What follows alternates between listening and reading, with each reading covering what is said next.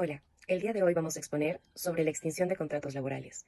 En primer lugar, para que se dé dicha condición, debe existir un contrato laboral.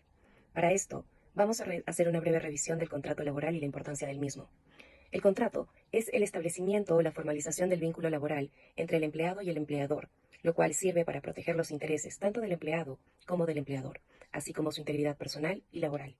Esto garantiza que ambas partes están de acuerdo sobre las condiciones de dicho vínculo laboral, ya que regula tanto como es el salario, la reducción del mismo, los aumentos, el tipo de jornada, las funciones y el cargo que tiene el trabajador, entre otras opciones. Entonces, ¿qué se entiende por la extinción de contrato laboral? Esto se entiende como la ruptura definitiva del vínculo laboral entre el trabajador y el empleador. Esto conlleva al cese de obligaciones de ambas partes, en el caso del empleador, en el cese del pago de la remuneración, y en el caso del empleado, en el cese del préstamo de sus servicios. Causas de extinción de contratos laborales. Fallecimiento del trabajador. Extingue el contrato laboral teniendo en consideración el carácter personal de la prestación del servicio. Esto no quiere decir que el carácter de los derechos económicos se extingan respecto a los causahabitantes. El fallecimiento del empleador en caso de ser una persona natural. Sin que exista perjuicio de lo mencionado, el contrato se extingue con una excepción, en la que los herederos deciden contratar o mantener el contrato de servicios del trabajador por un lapso máximo de un año, lo cual debe constar por escrito y ser presentado ante la autoridad administrativa de trabajo. En el caso de la renuncia, es una decisión unilateral del trabajador, la cual es comunicada a su empleador de manera escrita con un periodo de 30 días previos. Esto está estipulado por la ley. Y el empleador, sin embargo, puede exonerar este plazo en caso sea solicitado por el trabajador o por iniciativa propia. En el caso del vencimiento del plazo de contratos de trabajo sujetos a modalidad, estos contratos tienen un término establecido, existen 9 modalidades al respecto, y su vencimiento se extingue el contrato, sin necesidad de que las partes así lo declaren. Mutuo acuerdo entre ambas partes. Siendo el contrato un vínculo establecido por ambas partes, existe también la posibilidad de una cese de las labores por ambas partes. Esta debe constar por escrito y debe también además constar en la liquidación de beneficios sociales. La invalidez absoluta permanente. Esta es una causal que extingue de pleno derecho y automáticamente la relación laboral. ¿Por qué? Pues concierne directamente al estado de salud del trabajador, el cual debe ser declarado por entidades oficiales, las cuales son Salud, el Ministerio de Salud, la Junta de Médicos designada por el Colegio Médico del Perú. La jubilación. La jubilación es el derecho del trabajador de dejar de ejercer una actividad remunerada y retirarse de la misma al alcanzar determinada edad. Esto requiere que perciba una renta vitalicia sustitutoria de los ingresos que recibía mientras laboraba. La jubilación es obligatoria y es automática en caso de que la persona haya cumplido ya 70 años, o salvo que exista un pacto en contrario. Despido.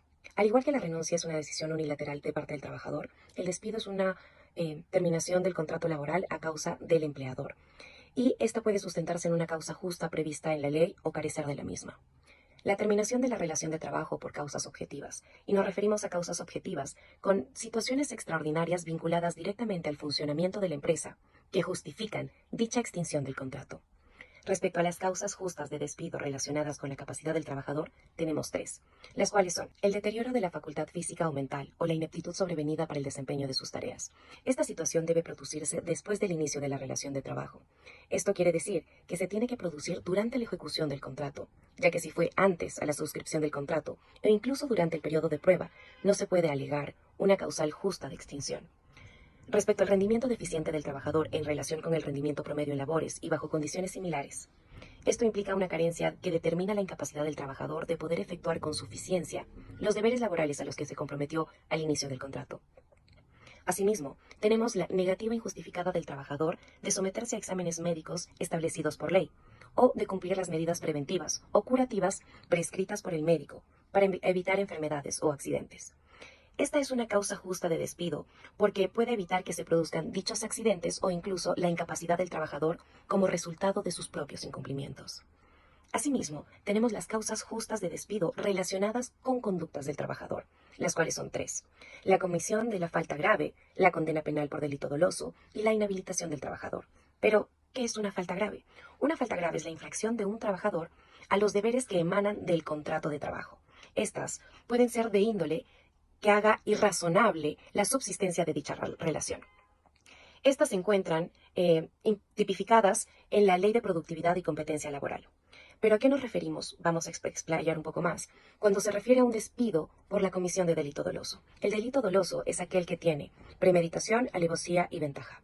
Entonces, esta justificación, este despido por comisión de delito doloso, se produce al quedar firme la sentencia condenatoria y que reconoce que el empleador decide aplicar dicha causal de despido. Esto quiere decir que no se puede materializar en caso de que el empleador sepa de dicha condición antes de haber firmado el contrato.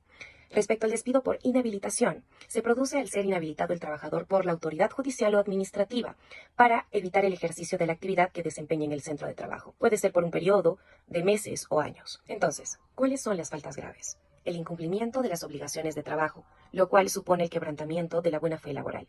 La disminución deliberada y reiterada del rendimiento en las labores de trabajo, ya sean en volumen o en calidad. La apropiación consumada o frustrada de bienes o servicios del empleador. El uso o la entrega a terceros de información reservada del empleador. La sustracción o la utilización no autorizada de documentos de la empresa.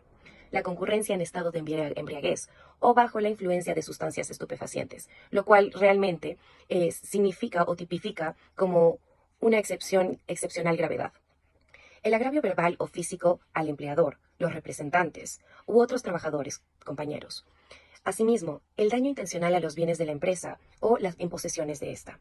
El abandono de trabajo por un periodo mayor a 3 días consecutivos o la inasistencia injustificada e impuntualidad reiterativa. El hostigamiento sexual, también, cometido por los representantes del empleador o a quien ejerce una autoridad de trabajo, así como también a un trabajador. Ahora, ¿cuáles son las causas de despido que conllevan a la nulidad del mismo? La afiliación a un sindicato o la participación en actividades sindicales. Ser sindicato o representante de los trabajadores. Presentar una queja o participar en un proceso contra el empleador. La discriminación por razón de sexo, raza, religión, opinión u idioma. El embarazo. Si el despido se produce en cualquier momento del periodo de gestación o dentro de los 90 días posteriores al parto, presumiéndose que el despido obedece al precipitado estado si el empleador no acredita existencia de causa justa para despedir. Si el trabajador tiene VIH-Sida. En los actos de hostilidad equiparables al despido tenemos la falta de pago de remuneración, salvo razones de fuerza mayor o algún caso fortuito debidamente comprobado por el empleador. La reducción inmotivada de la remuneración o de la categoría. El traslado del trabajador a un lugar distinto con el propósito de ocasionarle algún perjuicio. La inobservancia de medidas de higiene y seguridad. El acto de violencia física o verbal en agravio del trabajador o de su familia. Los actos de discriminación por razón de raza, sexo, religión, idioma, opinión. Los actos en contra de la moral y todos aquellos que afectan a la dignidad del trabajador. Entonces, ¿qué debe hacer un trabajador en caso de ser hostilizado? Lo más importante es que debe emplazar por escrito a su empleador imputándole dicho acto de hostilidad correspondiente y otorgar al mismo un plazo razonable, no menor de 6 días naturales, a fin de que efectúe su descargo o enmiende dicha conducta. En lo que respecta a actos de hostigamiento sexual, estos necesitan llevar una investigación y deben ser sancionados conforme a la ley. ¿Qué debe hacer un empleado si persiste el hostigamiento? Lo que puede hacer, en primer lugar, es presentar una demanda judicial, optando excluyentemente por 2 razones. Accionar para que cese la hostilidad y solicitar la terminación del contrato de trabajo. Ahora, ¿qué requisito previo debe cumplir el empleador para despedir a un trabajador por causas relacionadas con su capacidad o conducta? El mismo debe otorgar por escrito en un plazo no menor a 6 días naturales, la oportunidad de defenderse de los cargos o en casos excepcionales de que sea un caso de falta grave, flagrante, en los que no sea posible o razonable esta posibilidad, se dan 30 días naturales a fin de demostrar su capacidad o de corregir su deficiencia. ¿Cómo se formaliza entonces el despido? Debe ser comunicado por escrito al trabajador mediante una carta y debe ser de manera precisa y con la fecha, indicando la fecha de cese. Esta comunicación debe realizarse en un plazo no menor a 6 días naturales, para que el trabajador tenga la posibilidad de defenderse también por escrito. Entonces, ¿en qué consiste el despido arbitrario? Se presenta justo cuando un empleador no procede teniendo en cuenta las causas justas de despido, sino que asume una posición unilateral, en la que no entrega al trabajador una carta de aviso que precise lo que anteriormente mencionamos. Por otro lado, ¿cuál es el plazo que tienen los trabajadores para accionar judicialmente en los casos de nulidad de despido, despido arbitrario y hostilidad? Deben presentar su demanda ante la autoridad judicial de trabajo en un plazo de 30 días naturales, desde que se produjeron los hechos. Nos preguntamos entonces en qué casos específicos se puede reclamar el pago de una indemnización. Y este se da en dos casos. Uno, cuando se produce un despido arbitrario. Y dos, cuando se demanda la terminación de contrato en un proceso sobre hostilización. Por otro lado, ¿cuál es el monto de indemnización a pagar tratándose de los casos antes mencionados?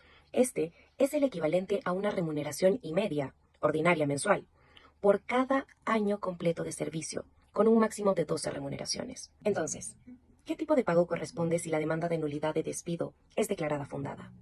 Debe abonarse las remuneraciones dejadas de percibir desde la fecha que se produjo, con deducción de los periodos de inactividad procesal no imputables a las partes. Por lo mismo, ¿cuáles son las causas objetivas para la terminación colectiva de los contratos de trabajo? Tenemos 4 causas, las cuales son el caso fortuito y la fuerza mayor, los motivos económicos, tecnológicos, estructurales y análogos, la disolución y liquidación de la empresa o la quiebra. Y, por último, la reestructuración patrimonial sujeta al derecho legislativo número 845. Eso ha sido todo sobre la extinción de contratos laborales. Para más información, pueden visitar la página de www.trabajo.gov.pe. Muchas gracias por su atención.